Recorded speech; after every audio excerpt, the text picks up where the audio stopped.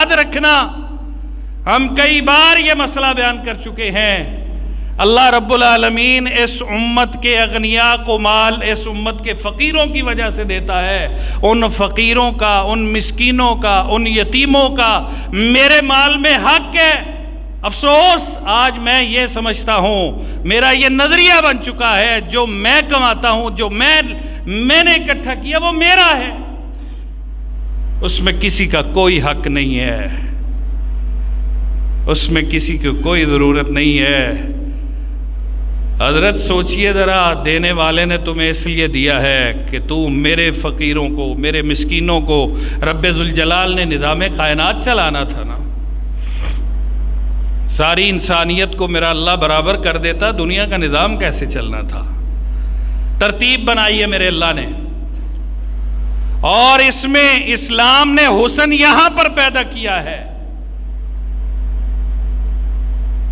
نبی کریم صلی اللہ علیہ وسلم جو زکوٰۃ لینے کے لیے اپنے نمائندے مقرر کر کے بھیجا کرتے تھے، کسی علاقے میں گورنر مقرر کیا کرتے تو فرماتے تھے تو خذ من اغنیائہم، زکوٰۃ اللہ نے واجب کی ہے، امیروں سے لے لینا، غریبوں میں تقسیم کر دینا۔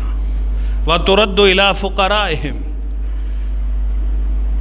حضرات، لوگ لمبی چوڑی جائیدادوں کے مالک، لمبے چوڑے بینک بیلنس ہیں، کوئی حساب نہیں ہے۔ رب ذوالجلال نے دی 100 دے کر اللہ نے 40واں حصہ مانگا، صرف 2.5 روپے، وہ بھی پوری شرائط کے ساتھ، پورا سال گزرنے کے بعد۔ کوئی حساب نہیں ہے، کوئی فکر نہیں ہے کہ ہم اللہ کا حق بھی کھاتے جا رہے ہیں۔ اللہ اکبر۔ سنیے پھر ذرا، جب بندہ اللہ کا حق کھانا شروع کر دیتا ہے نا، پھر ہوتا کیا ہے؟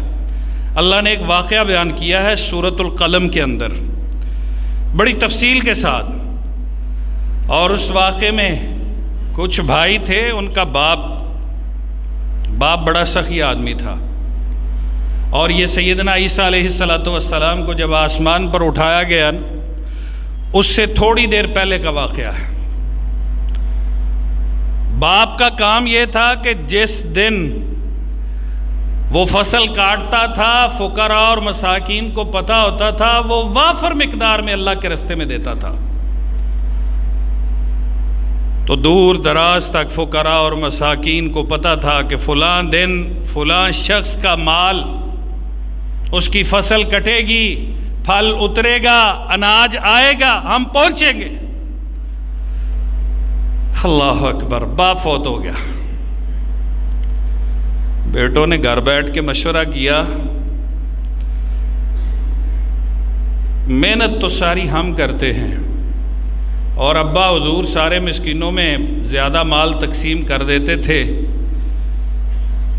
اور ایسی بری ریت ڈالی ہے۔ واللہ آج ہمارے دلوں کی تنگی یہاں تک پہنچی ہوئی ہے، ہمارے دل یہاں تک تنگ ہیں، خرچ کرنے کے معاملے میں، اللہ کے راستے میں دینے میں، فرائض پورے کرنے میں، فرض زکوٰۃ دینے سے لے کر نفلی صدقات تک۔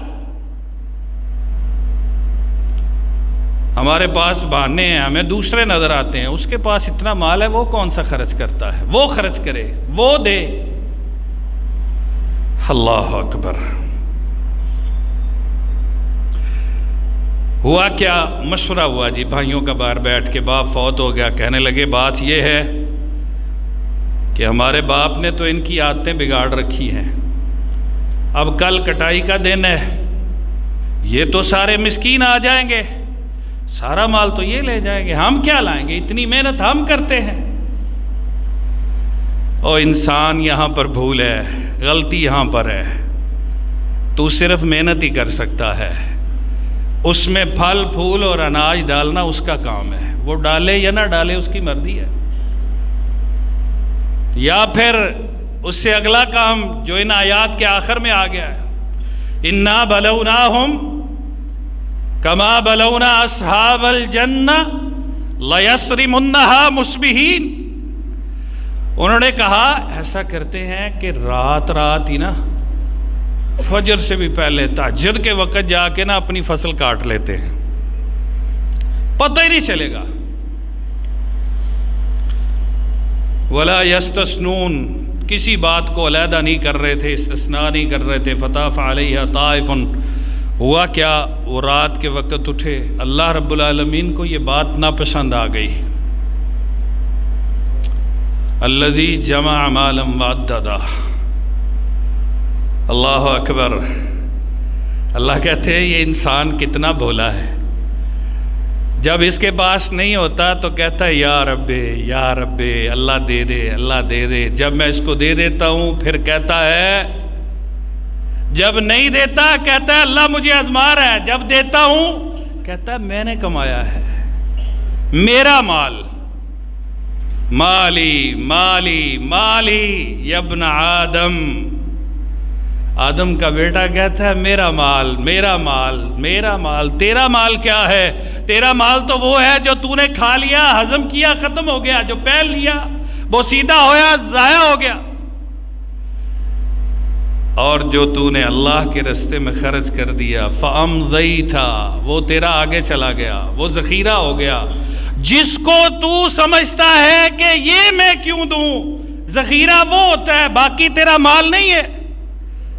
اور نبی کریم صلی اللہ علیہ وسلم نے بڑی خوبصورت اس کی تشریح فرمائی. آپ نے فرمایا جب وہ فوت ہو جاتا ہے نا، جو باقی رہ جاتا ہے وہ تو پچھلوں کا ہے، اس کا تو نہیں ہے. اس کا تو وہ تارکہ للناس، وہ تو لوگوں کے لیے چھوڑ گیا ہے. وہ تو وہی جو ساتھ لے گیا، کھا گیا، پہن گیا، یا اللہ کے راستے میں اپنے ہاتھ سے صدقہ کر گیا، وہ ذخیرہ ہو گیا. باقی دونوں ضائع ہو گئے، فنا ہو گئے، ختم ہو گئے. حضرات اب انہوں نے پروگرام بنایا، اور عرش والا جو دلوں کے بھید خوب جانتا ہے اسے معلوم ہو گیا. آسمان سے آفت آئی، کوئی کہتے ہیں آگ کے ذریعے، کوئی کہتے ہیں کسی اور کے ذریعے. اللہ نے اس پکی اور کھڑی فصل کو تباہ اور برباد کر کے رکھ دیا. اب یہ ساری رات پلاننگ کرتے رہے، رات کے پچھلے پیر اٹھے، کہتے ہیں آہستہ آہستہ بات کرو، کسی کو پتہ نہ چل جائے. گلیوں بازاروں میں جاتے ہوئے اللہ نے قرآن میں یہ لفظ کہا، آہستہ بات کرو، کوئی مسکین فقیر سن نہ لے. جب اپنے کھیت پر پہنچے نا تو وہاں جا کر کہتے ہیں لگتا ہے راستہ بھول گئے ہیں، ہمارا تو کھیت ہی یہاں پر نہیں ہے. اللہ اکبر اللہ اکبر. میرا اللہ کہتا ہے فَلَمَّا رَأَوْهَا قَالُوا إِنَّا لَضَالُّونَ. کہتے راہ بھول گئے ہیں. ان میں سے ایک جو سمجھدار تھا نا، قَالَ أَوْسَطُهُمْ، سیاںا تھا تھوڑا سا، اس نے کہا راستہ نہیں بھولے، اصل راستہ بھول گئے ہیں.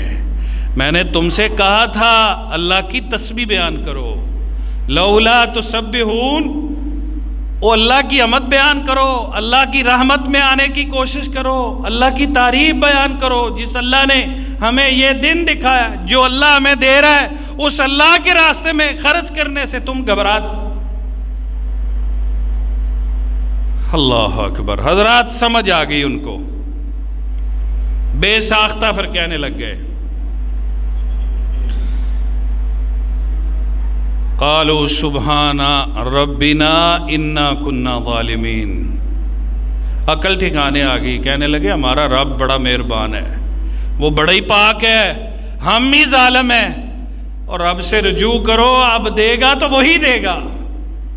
وہی بات جو رب العالمین ارشاد فرماتے ثم لترونها عین الیقین، پھر تمہیں اس طرح سمجھ آئے گی جیسے تم آنکھوں سے دیکھ رہے ہو. لیکن اس سمجھ آنے کا کیا فائدہ جب وقت گزر چکا ہوگا.